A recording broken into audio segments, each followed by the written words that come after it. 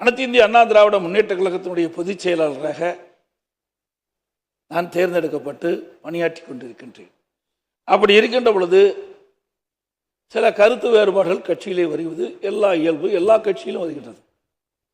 அப்படி வருகின்ற அந்த சூழ்நிலையிலே ஒரு தரப்புக்கு முதலமைச்சர் அவர்கள் ஆதரவு தெரிவிக்கிறது எந்த விதத்தில் நியாயம் என்று எனக்கு தெரியவில்லை. ஒரு முன்னுதாரணமாக இருந்துவிடக்கூடாது என்பதற்கு தான் முதலமைச்சருடைய கவனத்திற்கு நான் கொண்டு வருகின்றேன். எனக்கு முன்னாலே பேசியவர்கள் குறிப்பிட்டதை போல தேசிய முற்போக்கு திராவிட கழகத்தை அவர்கள் குறிப்பிட்டதை போல குதிரை பேரத்திற்கு வழிவகுத்துவிடும் என்பதையும் நேரத்திலே பதிவு செய்ய விரும்புகின்றேன். இன்றைக்கு தேர்தல் நேரத்திலே சந்திக்கின்ற பொழுது ஒவ்வொரு கட்சி தலைவர்களும் மக்களை சந்தித்து என்ன காரணத்திற்காக எங்களுக்கு வாக்களிக்கின்றோம் என்ற கருத்துக்களை நாம் கேட்கின்றோம், சொல்லுகிறோம். அனைத்து இந்திய அண்ணா திராவிட முன்னேற்ற கழகத்தை பொறுத்த வரைக்கும் பொன்மனச்சம்பல் புரட்சி தலைவர் எம்ஜிஆருடைய ஆட்சி, அம்மாவுடைய ஆட்சி தமிழகத்திலே வர வேண்டும் என்ற அடிப்படையிலே நாங்கள் வாக்குகளுக்கு சேகரித்தோம். எங்களுடைய கூட்டணி கட்சியைச் சேர்ந்த தலைவர்களும் நிர்வாகிகளும் அனைத்து இந்திய அண்ணா திராவிட முன்னேற்ற கழக தலைமையிலே அமைக்கப்பட்ட கூட்டணி வெற்றி பெற வேண்டும், அனைத்து இந்திய அண்ணா திராவிட முன்னேற்ற கழகம் ஆட்சி அமைக்க வேண்டும் என்ற அடிப்படையில் தான் வாக்குகளை நாங்கள் சேகரித்தோம். அதன் அடிப்படையில் தான் 47 பேர் நாங்கள் வெற்றி பெற்றிருக்கின்றோம். இன்றைக்கு 47 பேர் வெற்றி பெற்றது இரட்டலை சின்னத்திலே நின்று நாங்கள் வெற்றி பெற்றிருக்கின்றோம். 47 பேர் சட்டமன்ற உறுப்பினர், அனைத்து இந்திய அண்ணா திராவிட முன்னேற்ற சட்டமன்ற உறுப்பினர்கள் அதிமுக ஆட்சி, அனைத்து இந்திய அண்ணா திராவிட முன்னேற்ற கழக ஆட்சியை நிறுவார்கள் என்ற அடிப்படையில் தான் மக்கள் வாக்களித்திருக்கின்றார்கள். இன்றைக்கு 100% வாக்கு என்று சொன்னால் ஆளுங்கட்சிக்கு 34% வாக்குகள் தான் கிடைத்திருக்கின்றன. 66% மக்கள் வாக்களிக்கவில்லை. அதில் 90% இன்றைக்கு வாக்களிக்கப்பட்ட 10% பேர் வாக்களிக்கவில்லை. ஆக 66% வாக்காளர்கள் வாக்களிக்காத ஒரு சூழ்நிலை இருந்து கொண்டிருக்கின்றதையும் இந்த நேரத்திலே அவனுடைய கவனத்துக்கு நான் கொண்டு வர விரும்புகின்றேன். அதோடு இன்றைய தினம் அனைத்து இந்திய அண்ணா திராவிட முன்னேற்ற கழக அரசு இருக்கின்ற பொழுது இன்றைக்கு இந்தியாவிலேயே தமிழகம் முதன்மை மாநிலமாக உருவாக்குவதற்கு காரணமாக அடித்தளமாக இருந்தது அனைத்து இந்திய அண்ணா திராவிட முன்னேற்ற கழக அரசாங்கம். அந்த காலகட்டத்தில் தான் ஒரே ஆண்டில் 11 அரசு மருத்துவக் கல்லூரியை கொண்டு வந்து சாதனை படைத்த அரசாங்கம் அதிமுக அரசாங்கம். 2011 2021 வரை 10 ஆண்டு காலம் சிறப்பான ஆட்சியை நாங்கள் கொடுத்தோம், பொற்கால ஆட்சி கொடுத்தோம். அது மட்டுமல்ல 6 மாவட்டங்களை பிரித்து நிர்வாக வசதியாக பிரித்து கொடுத்தோம். அதோடு 7 அரசு பள்ளியில் படிக்கின்ற மாணவர்கள், ஏழை மாணவர்கள் அதிகம் பேர் படிக்கின்றார்கள், நடுத்தர மாணவர்கள் படிக்கின்றார்கள். அவருடைய கனவு மருத்துவர் ஆக வேண்டும் என்று அந்த அடிப்படையிலே இன்றைக்கு ஏழை மாணவர்களும் மருத்துவர் ஆக வேண்டும் என்ற கனவை நிறைவேற்றுகின்ற விதமாக 7.5% உள் இடஒதுக்கீடை கொண்டு வந்து நிறைவேற்றப்பட்டு அதை நடைமுறைப்படுத்தி காட்டியது அனைத்து இந்திய அண்ணா திராவிட முன்னேற்ற கழக அரசாங்கம். அப்பொழுது கூட அந்த இடஒதுக்கீட்டில் கிடைக்கப்பட்ட மாணவர்கள் ஏழை மாணவர்கள் இருந்த காரணத்தினாலே அந்த மருத்துவ கல்வி கட்டணம் செலுத்த முடியாத சூழ்நிலை இருக்கின்றது என்று அறிந்தவுடனே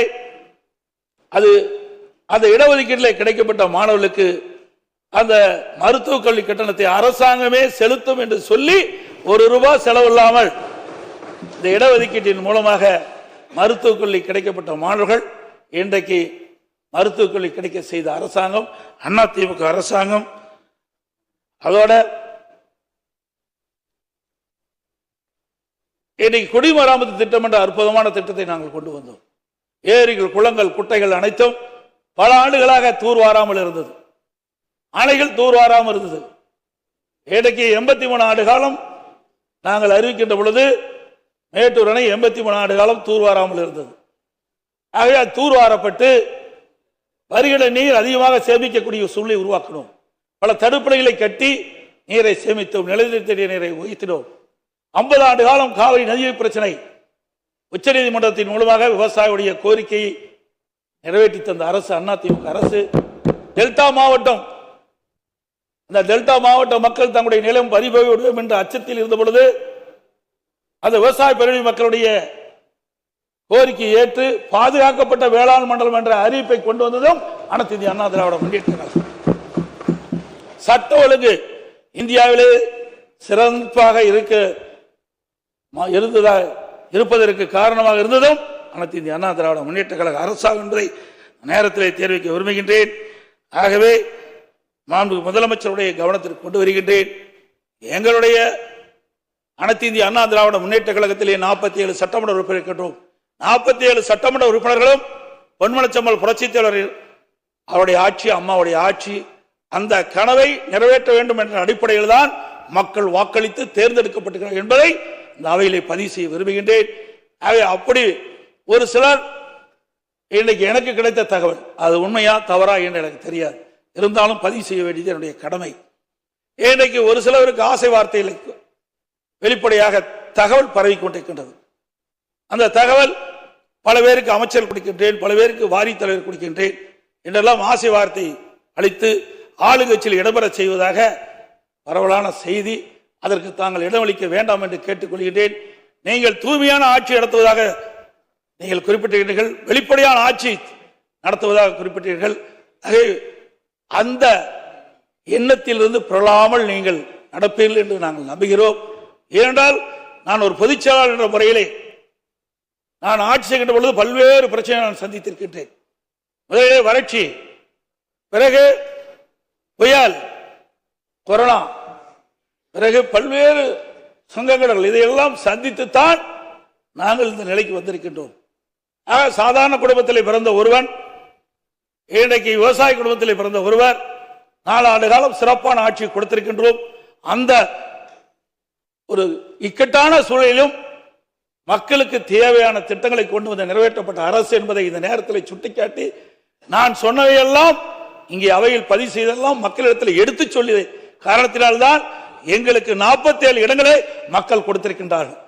ஆகவே அனைத்து இந்திய அண்ணா திராவிட முன்னேற்ற கழக எப்பொழுதும் மக்களுக்காக சேவை செய்கின்ற இயக்கம், ஆளுங்கட்சியாகவும் சரி எதிர்கட்சியாகவும் சரி. நான் கடந்த காலத்திலே 5 ஆண்டு காலம் எதிர்கட்சியாக இருக்கின்ற பொழுதும் இதைத்தான் நாங்கள் வலியுறுத்தினோம். இன்னைக்கு மக்களுடைய பிரச்சனையை முன்வைப்புதான் எங்களுடைய நிலை. ஒரு விளக்கு ரொம்ப நேரம் எரிந்து கொண்டிருக்கின்ற பொழுது அது மங்களாக எரியும், அப்பொழுது தூண்டி வருகின்ற பிரகாசம் எரியும். அதே போல இன்றைக்கு அரசாங்கத்திற்கு இன்றைக்கு மக்களுடைய பிரச்சனையை கொண்டு வந்து அந்த பிரச்சனையை தீர்க்கின்ற கட்சியாகத்தான் அனைத்து இந்திய அண்ணா திராவிட முன்னேற்ற கழகம் இருக்கும். எங்களுக்கு எதிரி கட்சி இல்ல, எதிர்கட்சி என்ற நிலைப்பாட்டில் தான் நாங்கள் எப்பொழுதும் இருப்போம். எங்களுடைய தலைவர்கள் அந்த பாதையைத்தான் எங்கள் வழிவகுத்து சென்று கொண்டிருக்கின்றார்கள் என்பதை இந்த நேரத்தில் பதிவு வைத்து மாண்புமிகு முதலமைச்சர் அவர்கள் கொண்டு வந்த தீர்மானத்தை நாங்கள் எதிர்க்கின்றோம். அனைத்து இந்திய அண்ணா திராவிட முன்னேற்ற கழக உறுப்பினர்கள் அனைவரும் எதிர்த்துத்தான் வாக்களிப்பார்களா என்பதை தெரிவித்து அமர்கின்றேன். மாண்புமிகு உறுப்பினர்